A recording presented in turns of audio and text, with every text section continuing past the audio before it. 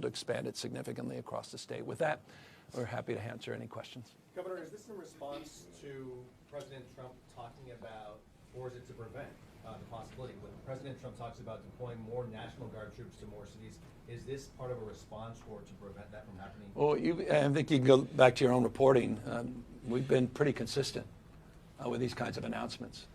We haven't necessarily invited you in to the horseshoe here to announce them. We've done it by paper. We do it every week. We're highlighting these things. I've had probably 9 or 10 press conferences on this topic over the course of the last few years. So we're not reacting, responding to anything. Quite the contrary. With one caveat, the community wants to see more, and we are trying to be responsive to the people we serve. As it relates to the president in particular, he's doing things to people, not with people. It's a point of profound and consequential contrast. He's de facto militarizing American cities. That's why I led with the Breyer decision.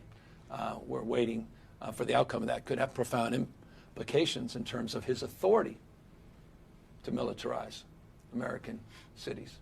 Again, certainly here in California, impacts, though, will be discussed and debated if he moves in our direction across the United States. But I should note, just on that, if he is to invest in crime suppression, I hope the President of the United States would look at the facts. Just consider Speaker Johnson's state and district. Just look at the murder rate. That's nearly 4 times higher than Californians in Louisiana. This is Speaker Johnson, 4x higher. I'm just offering, again, you've not seen this on Fox News, so President may not be familiar with these facts.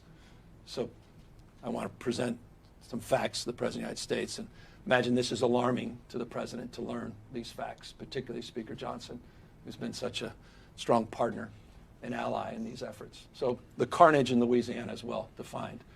Of course, Mississippi leads the nation as the #1 murder state in America. Imagine this in particular may resonate with the President of the United States. It's got a murder rate, it's 180%. 180% higher than Los Angeles. It's interesting. LA has more people. These are all per capita numbers. More people than Los Angeles. Perhaps the President could deploy the National Guard in every corner of Mississippi. It's the murder rate's out of control there. Carnage. And Governor may want to make that phone call.